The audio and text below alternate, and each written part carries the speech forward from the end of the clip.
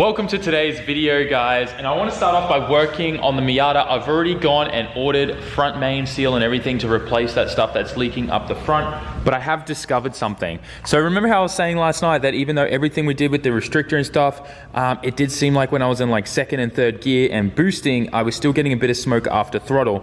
So I was like, there's got to be something up. I took the oil feed off the turbo again, and I don't know if you can see this, but the turbo is still full of oil. I haven't started the car at all today. It is full since yesterday. It's not draining at all. So it looks like I'm gonna have to take the turbo off to figure out what's going on. There's gotta be some kind of blockage, or this turbo is just junk. I took the oil drain off before and I checked inside it, and I don't know what's going on, but the turbo is not draining at all. It shouldn't be like that. There shouldn't be oil all the way up the top. Literally, when I took this off, some oil kind of came out because it was still full. It's not draining. So there has to be some kind of blockage or something in the turbo, or just it was never set up right. I'm gonna take the turbo off probably. Well, actually, I can probably just take the core off and figure out what's going on, so that way we don't have to take off the whole hot side. But something is definitely up with this turbo, so we need to get to the bottom of it and figure out what exactly is going on. Definitely not something I wanted to do, but obviously there's some issue there. We're not going to pull down the front of the engine, like I said. We've got to wait till tomorrow morning when my front main seal will be in to fix that, so we'll do that tomorrow. But I want to sort out the turbo and work out why that's not draining. Then I want to do my fuel pump today, and I want to start working on all of the interior. And we've got some really cool bits to fix this whole thing up and make it look epic. And then Alex is going to do a full proper detail on this before it goes to the new owner. I've already had a ton of people messaging me and DMing me and writing comments asking when the winner is going to be announced. And it's going to be roughly in 1 week's time. So roughly by the end of this week, we will know the winner. And I'm not sure if we're going to announce it right away, but the winner will definitely be contacted and know. From there, we need to obviously plan with them when, either they're going to come pick up the car or we're going to go to them. Depends where they are, how it's going to work out. Because obviously I want to do a video where they get to drive it and see it for the first time in person and things like that, which will be super, super cool. So anyway, that aside, I have another question for you. Have you hit that subscribe button yet? Recently I was looking at my stats, and a bunch of people that are watching my videos daily aren't even subscribed. So please consider hitting that subscribe button. It really helps out a lot. We've got some crazy goals this year to reach. Let's do it together. And for now, let's jump into the Miata. So I've just finished undoing and loosening all of the bolts here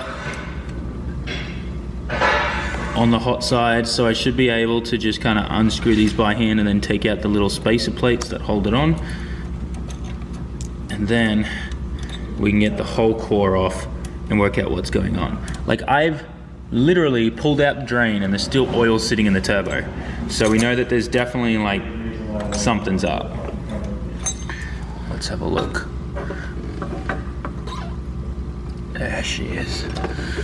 Now I should be able to just twist this off the charge pipe.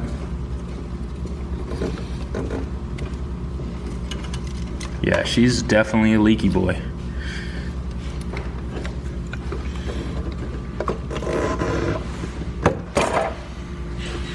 Whew. Oh yeah. Her oil seals have been leaking like crazy. It might be hard to see this, but there's all this oil here coming out of the seal right here, all on this side of the turbo. So it's definitely the turbo that's leaking. I mean, there's no doubt about that, honestly. You can also see all the oil that's just been sitting in here and leaking out of the seal. And I'm not surprised, actually. Before I was wondering, like, there's a bit of oil kind of on the T3 flange here, and you can see that it's been leaking out here and down onto the flange. So yeah, this turbo, it's definitely something's up with it.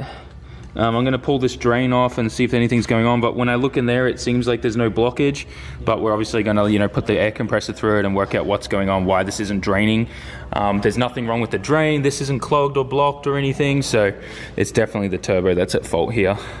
So something is definitely up with this turbo internally. I don't know if it just wasn't machined correctly or assembled correctly, but pretty much nothing flows through it. It doesn't matter if you spin it, like a journal bearing turbo should not be like this. It's so frustrating. Let me see if I can show you. Let's just grab some WD-40. Like I tried cleaning this out. I tried putting 100 PSI from the air compressor over there through it, and only a little bit of air can kind of get through. It just, let me show you. So if we hold this turbo up like here, and we're gonna literally just fill this thing up with WD-40, right?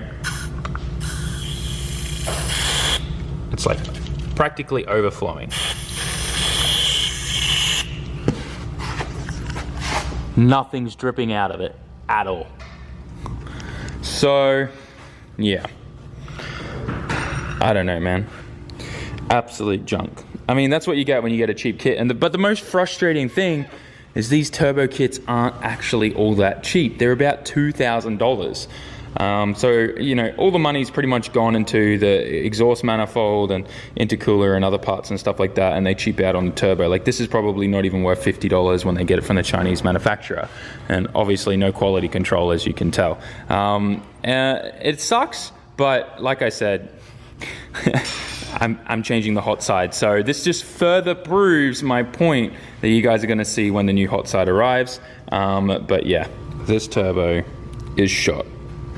At least we were able to get some dyno pulls out of that turbo at 8 PSI, which means we're going to have some dyno graphs to compare against the new hot side that's arriving, so we can actually see, you know, when that turbo, the new one, comes at that 8 PSI level, what the differences are in spool and things like that. So we'll be able to put them up side by side. I was hoping to be able to do stage 2 with this turbo, but it's very clear now that that thing is absolute junk, and it's not going to be able to do anything more. It's literally the luck of the draw, the luck of the barrel with these kits, it seems. I thought, and I was told by a fair few people, that they were pretty decent kits.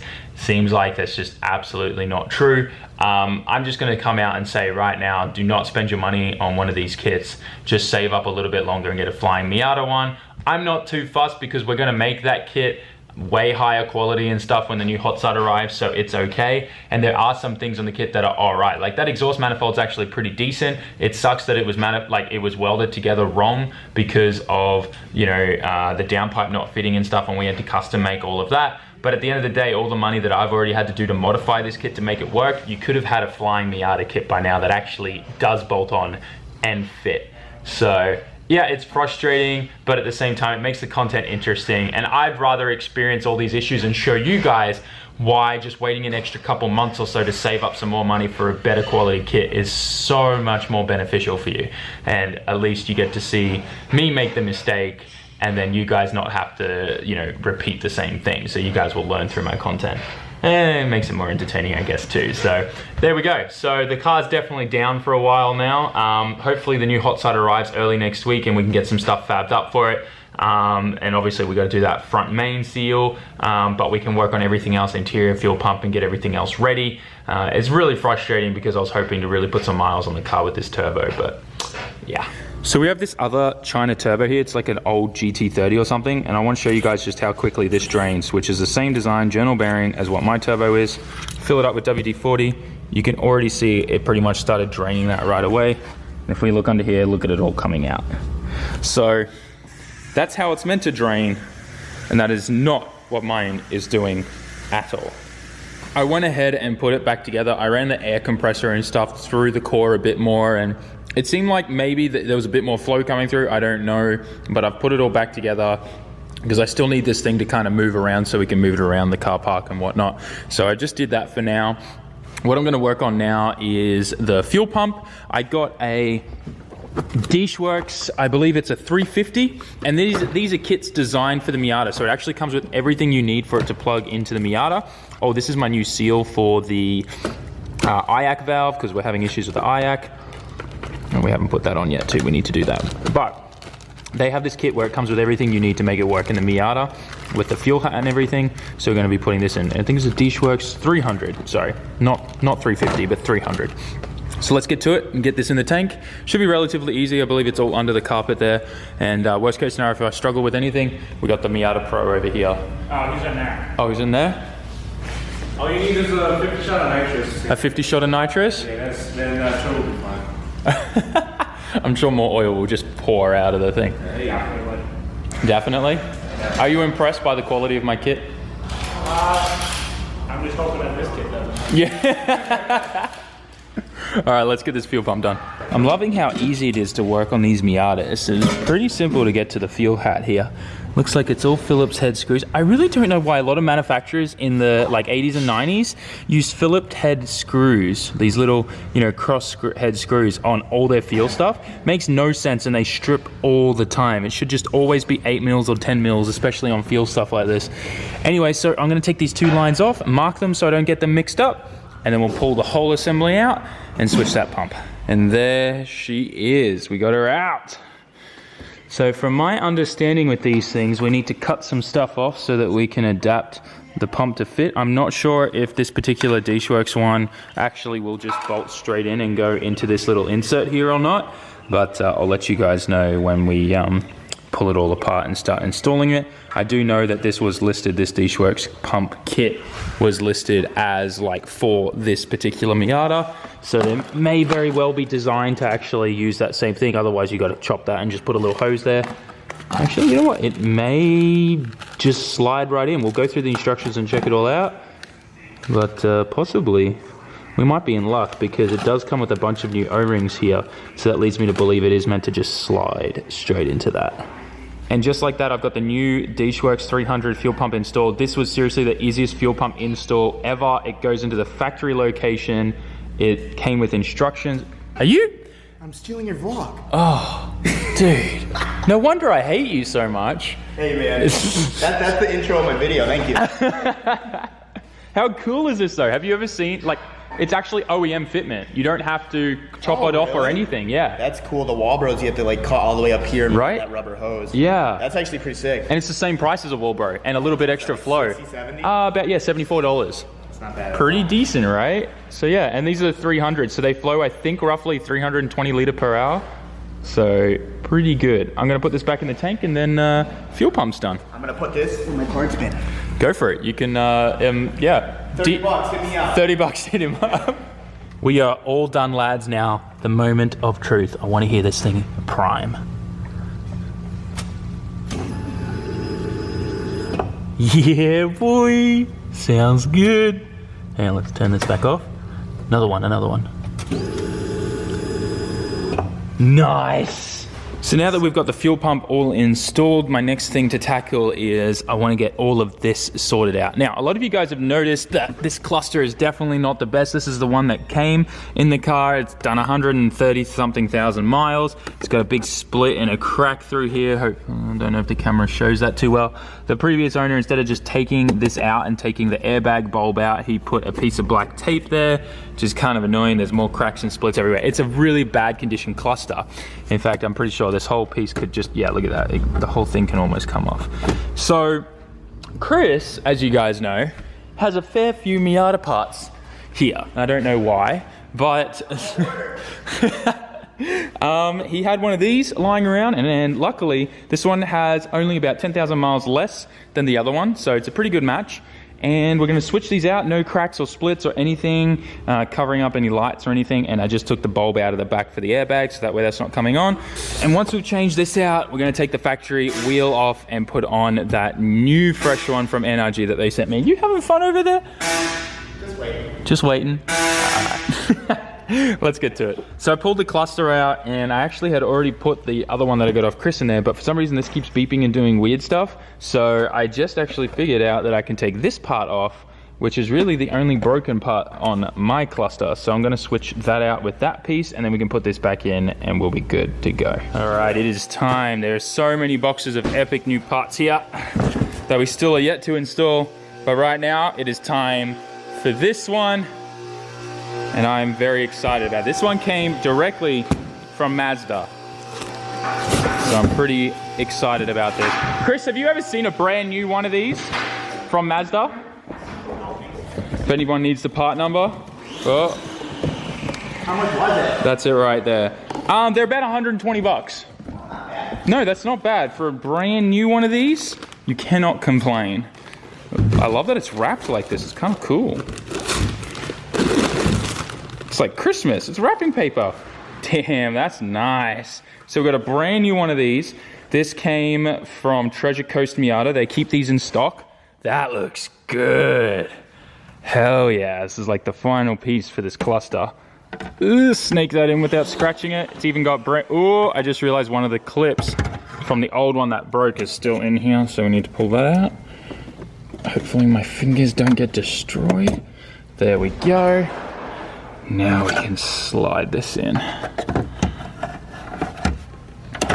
Just kind of, you know, finessel it in somehow. Yeah, okay, we've already probably scratched it, but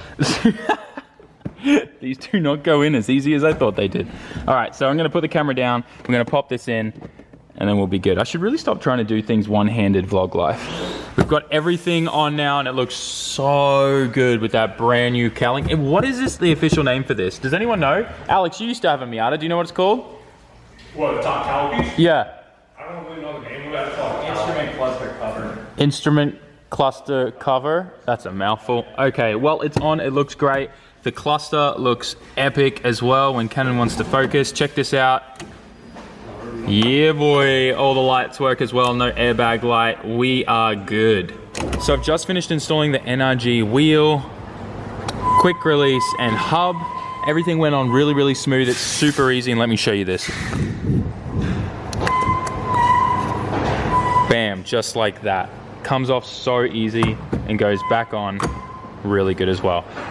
This time, I don't know the laws here in the States, so this time I've left this pin in. In Japan, I always take this pin out. It's not a necessity really in Japan. They don't care about it. But here in the States, I'm not sure, so I figured I'd just leave that in. That just stops you from accidentally pulling the wheel off while you're driving.